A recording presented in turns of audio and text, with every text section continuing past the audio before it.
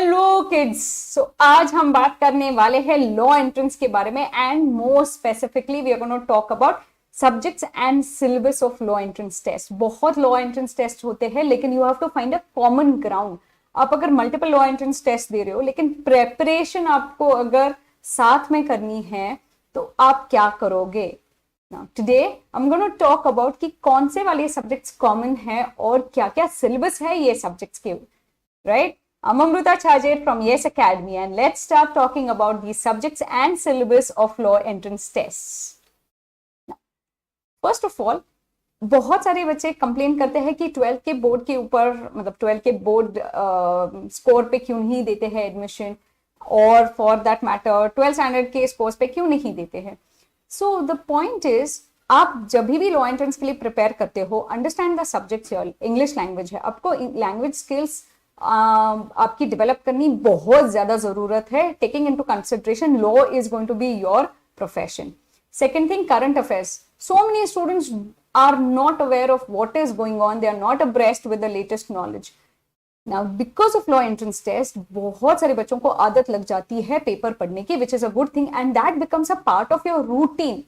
So in a way, law entrance test is, preparing you for the future. So take it positively, do not question it much and just start studying. On this note, let's start with these subjects. Now, I just want you to observe here something. Left में मैंने different law entrance test के नाम दिए हैं. Do not bother reading much into it. But यहाँ पे general knowledge, mental ability, current affairs, aptitude for the study of law. Okay? Same thing, general knowledge, mental ability, current affairs, aptitude for study of law, general English knowledge, arithmetic, mental ability, aptitude for legal studies. Now, aptitude for the study of law या legal studies is actually legal reasoning or legal aptitude. ठीक है? So in a way, language comprehension, quantitative ability, logical reasoning, legal aptitude, general knowledge. Logical reasoning, legal reasoning, analytical reasoning, reading comprehension, general knowledge. Why am I reading all this? Just to show you that all entrance tests have 5 subjects in common. Okay? English language, legal aptitude, mathematics, then logical reasoning and general knowledge. ये 5 subjects सारे entrance tests के लिए common है. शायद एक आध entrance test में आपको लीगल एप्टीट्यूड नहीं पूछा जाएगा या फिर इंग्लिश लैंग्वेज नहीं पूछा जाएगा, बट एडिशनली कुछ नहीं है। ये 5 सब्जेक्ट्स हैं जो आपको पढ़ने हैं। या now let's look at these subjects one by one, starting with English language. अब इंग्लिश लैंग्वेज के टॉपिक्स क्या क्या है? If you observe the past question papers या आप स्पेसिफिकली सिलेबस देखते हो तो ये 8 टॉपिक्स पूछे जाते हैं। Which are these topics? ये comprehension, para jumbles, cloze test, sentence correction, synonyms, antonyms, meaning of the word या फिर correct spelling of the word, one word substitution, idioms and phrases. So these are the 8 topics जो आपको पढ़ने हैं। Now, जब मैं ये 8 टॉपिक्स की बात करती हूँ, सो इंग्लिश में आपको क्या पढ़ना है? You have to study vocabulary. What is vocabulary? It is the body of words, easy. फिर आपको पढ़ना है grammar, right? Grammar set of rules होते हैं, वो आपको पढ़ने हैं और अप्लाई करने हैं। थर्ड, कॉम्प्रीहेंशन, जहां पे आपको एक पैसेज दिया जाएगा और क्वेश्चंस दिए जाएंगे। कॉम्प्रीहेंशन में आपको ये याद रखना है कि स्कूल टाइप नहीं होता है। यहाँ पे 2 टाइप ऑफ क्वेश्चंस होते हैं। एक डायरेक्ट क्वेश्चंस जहां पे आपको आंसर पैसेज में मिल जाता है। सेकेंड टाइप है इनडायरेक्ट क्वेश्चंस जो आपको आंसर डिराइव करना पड़ता है पैसेज में से। For example, tone of the passage. What is the tone of the passage? ये आपको पैसेज में नहीं दिया जाता है, तो आपको पैसेज पढ़ना है और आपको ये बोलना है, is it critical, is it descriptive, analytical, what is the tone of the passage is what you have to derive. ठीक है? वोकैबुलरी, लाइक आई सेड, की बॉडी ऑफ वर्ड्स है। वोकैबुलरी में कौन से टाइप ऑफ क्वेश्चंस पूछे जा सकते हैं? यहाँ पे मैंने एक एग्जाम्पल दिया है, सिनोनिम। सो वोकैबुलरी के नीचे आता है synonyms, antonyms, one word substitution, give the meaning of या correct the spelling. Yeah? So यहाँ पे alert का synonym इस question में पूछा गया है। If you observe, ये सारे options है ना थोड़े close होते हैं। आपको best possible option choose करना है। अगर आप फ्रेंड्स के फैन हो तो आप बोलोगे मैम अलर्ट का सिनोनिम तो है उनागी, यहाँ पे वो ऑप्शन नहीं है, बट या the closest option is watchful, so D आप सिलेक्ट करोगे। Now the way they will ask you synonym और एंटोनिम कैन बी डिफरेंट। यहाँ पे उन्होंने डायरेक्टली आपको पूछा है, ये सेकेंड टाइप ऑफ क्वेश्चन है, ये जो है he is always casual and never dash. So आपको सेंटेंस दिया है, आपको वहां पे अप्रोप्रिएट वर्ड यूज करना है। He is always casual and never dash with his friends. So यहाँ पे आपको कैजुअल का एंटोनिम देना है। So if you fill this blank with an antonym, so harsh, systematic, formal, regular. If you read the sentence carefully आपको answer आएगा he is never formal. Casual का opposite है फॉर्मल। आपको रेफरेंस लेना है सेंटेंस का and then you have to answer, right. Third way they can ask you vocabulary is this, they will give it to you in the passage, they'll give a word in the passage and they'll tell you कि ये word का आप synonym दो। तो sentence नहीं दे रहे आपको, directly नहीं पूछ रहे, but passage में से आपको word उठा के वो पूछ रहे कि इसका synonym क्या है। so आपको passage के reference से उसका synonym देना, या आपको एक word दिया जाएगा और आपको बोलेंगे कि passage में इस word का synonym क्या, कहाँ है या फिर कौन सा है, वो आपको चूज करना है। तो यहाँ पे उन्होंने let's look at the part of the passage. As faculty quality goes down, so does the capacity to train top class graduates. So capacity इन्होंने highlight किया है and they've said give the synonym for the word capacity.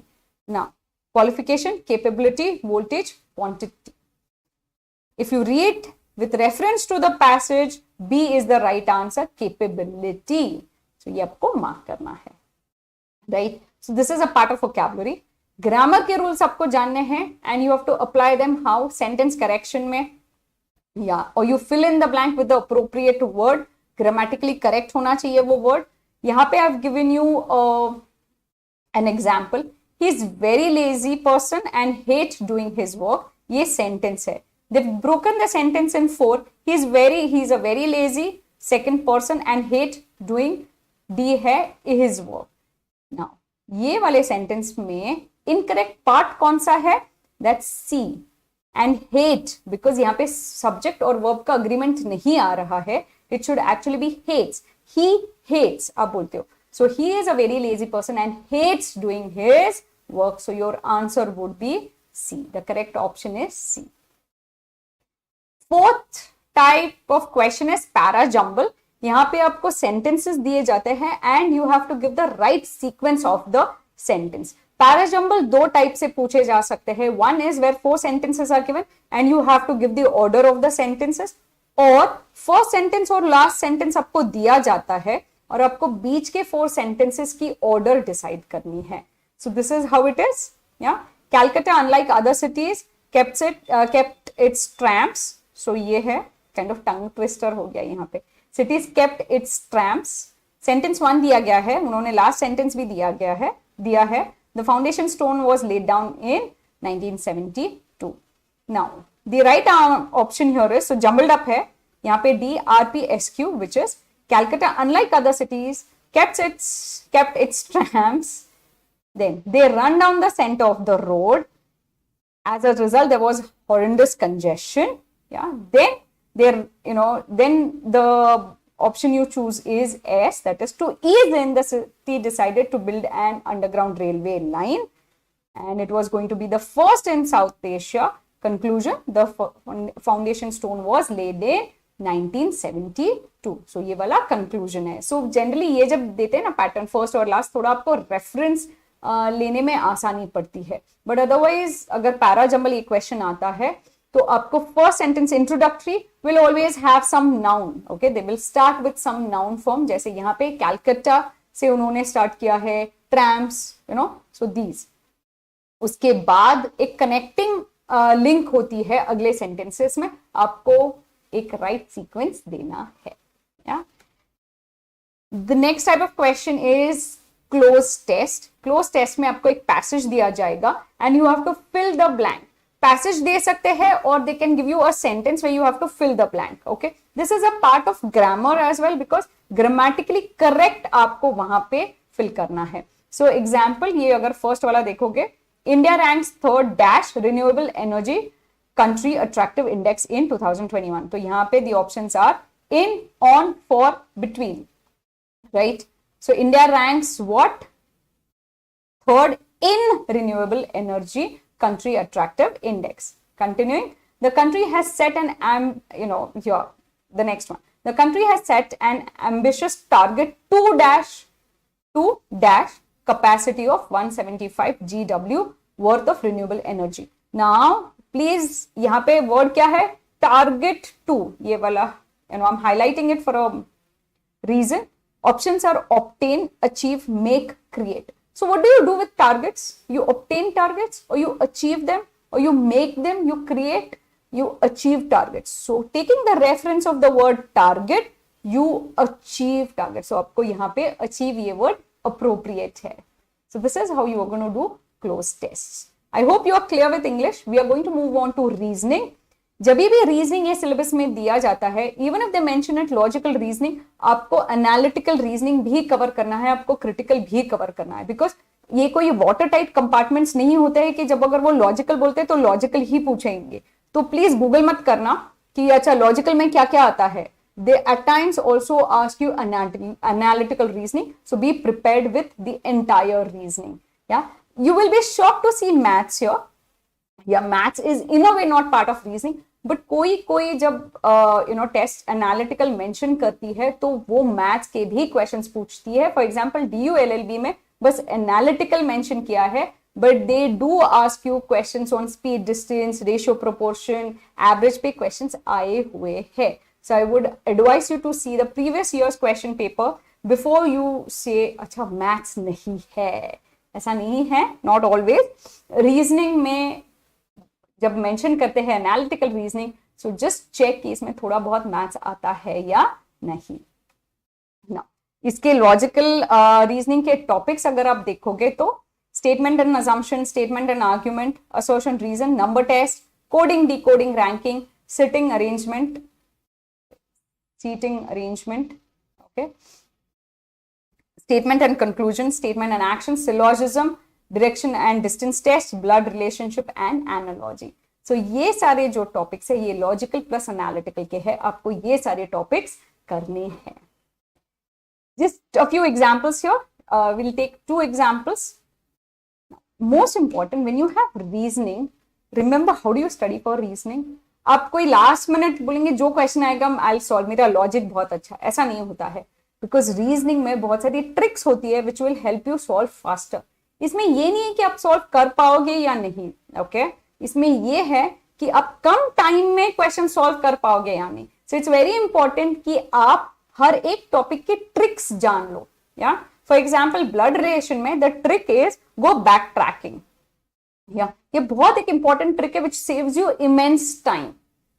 Pointing to a photograph of a boy, yeah, Suresh said, okay, so एक photograph है वहां पे point करके सुरेश बोलता है कि he is the son of the only son of my mother. Now what do you do in backtracking? पहले तो आप ये मार्क करोगे son of my mother, so मेरी माँ, and यहाँ पे क्या मेंशन किया, only son of my mother. If I am saying I'm the only son of my mother, I'm obviously that son, so this is Suresh, क्योंकि सुरेश बोल रहा है. Then he is the son, so S को और एक son है, right? He is the son of the only son of my mother. So backtracking में मैंने son को मार्क किया है, who's सुरेश, और then I have marked. अब उन्होंने क्वेश्चन पूछा है, how is this boy, okay, sorry, how is Suresh related to this boy, not how the boy is related to Suresh. Answer कैसे चेंज होता है? If I say how is this boy related to Suresh, he'll be his son. But how is Suresh related to this boy? He will be his father. So backtracking. The next question. Marathon is to race as hibernation is to. ये analogy का question है. So marathon is a type of race, okay, जो कि एक long race होती है. Hibernation is a type of sleep, जो एक lengthy period की sleep होती है. Options are winter. Is hibernation a type of winter? Bear, dream, sleep. It's definitely a type of sleep. So you go for option D. Yeah, these are analogy questions. So ऐसे सारे जो मैंने topics दिए हैं आपको reasoning के अंदर, वो सारे टॉपिक्स आपको करने हैं, बट मोर स्पेसिफिकली उसकी ट्रिक्स जानना जरूरी है. या So assumption, statement, assumption. In a way, this is a part of analytical, but like I said, आपको reasoning में सब कुछ cover करना है. Moving further, legal reasoning. ये बहुत बच्चों को interesting लगता है because something that they are going to read in future, study in future. So they love this section. Talking about legal reasoning, there are 3 types of questions that are usually asked. One is principle based. So एक principle दिया जाता है, फिर आपको facts दिए जाते हैं. You have to apply that principle to the fact and solve the issue. Okay, so principle, fact, issue questions. Second one is legal GK, जो static in nature होता है. ये कभी change नहीं होता है unless there is an amendment and all. But it has been going on since long. So इसको हम static बोलते हैं. करंट अफेयर्स मींस इस साल में लीगल से रिलेटेड क्या हुआ है, लॉ से रिलेटेड क्या अपडेट्स आए हुए हैं, ये है आपका legal current affairs. Now let's take an example. यहाँ पे I hope you are able to see the slide. Legal principle उन्होंने दिया हुआ है, a counter offer doesn't give rise to contractual binding if there is an offer and there is a counter offer. Okay, so अगर counter offer होता है तो original offer dies down is what they are in a way trying to say. So a counter offer doesn't give rise to contractual binding. Let's look at the facts.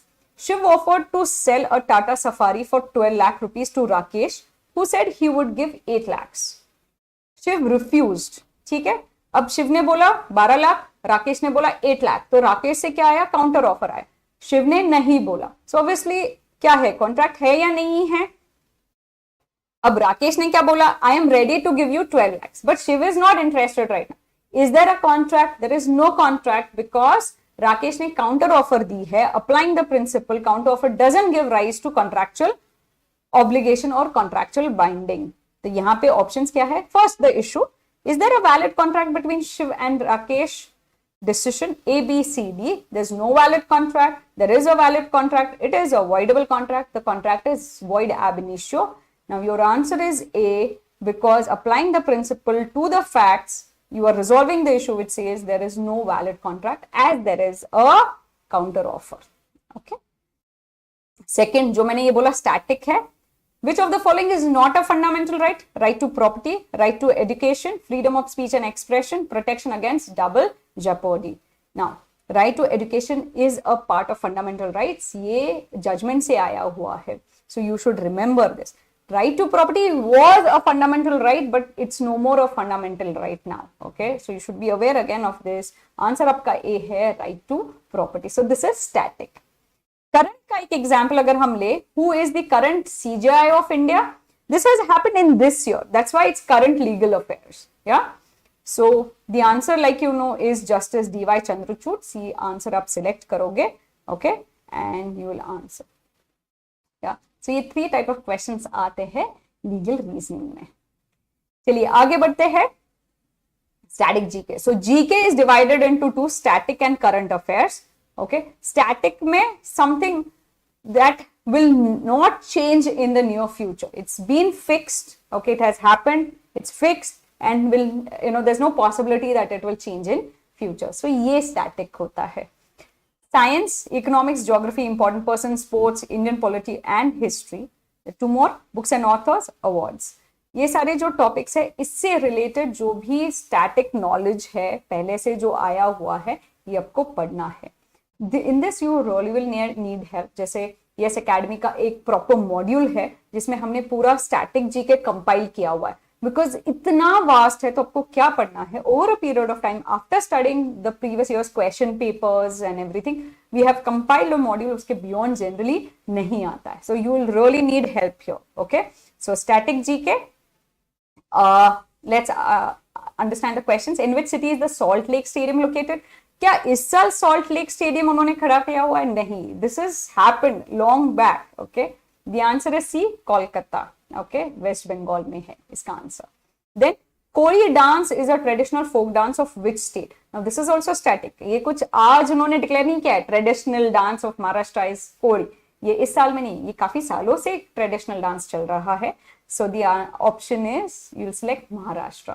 Generally अगर आप कोई state level की law entrance test देते हो तो state के बारे में आपको जानना जरूरी है.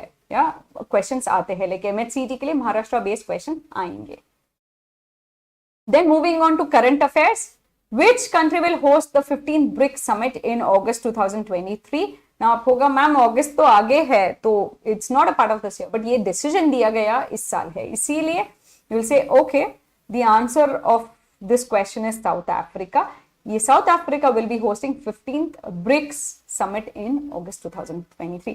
प्रीटी मच आपको डेज डेट्स ये सारा कुछ है ना प्रीटी मच सिमिलर. स्टैटिक में आप जब पढ़ने वाले टॉपिक्स ऑलमोस्ट वही रहेंगे, आपको बस इस साल का करना है. सो प्रीवियस ईयर का करना है, मोर स्पेसिफिकली प्रीवियस 6 months का करना है. So if your exam is going to be in May, so 6 महीने का दिसंबर से लेके आपको बहुत ज्यादा अच्छी तरह करना है. उसके पहले भी आपको करना है, बट ज्यादा क्वेश्चंस दिसंबर से आएंगे.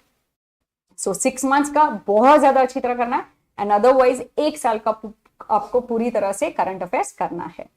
Which state's chief minister announced the capital will be shifted to Visakhapatnam? ये अभी शिफ्ट नहीं हुआ है, बट कौन से स्टेट के लिए उन्होंने ये अनाउंस किया था?